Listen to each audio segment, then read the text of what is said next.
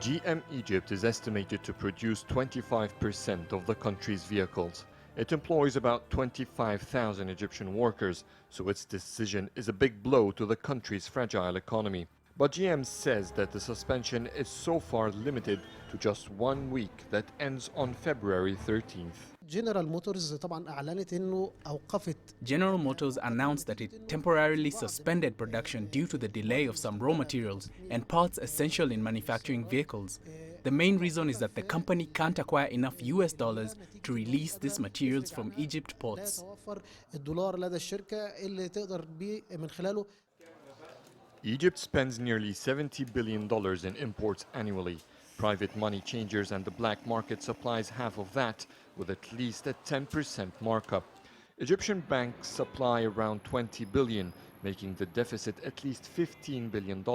The Russian airplane crash in October has broadened that gap with a significant drop in revenues from tourism.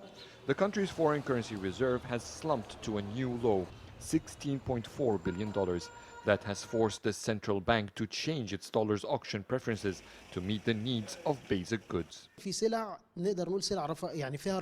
Egypt is taking tough measures to control the crisis.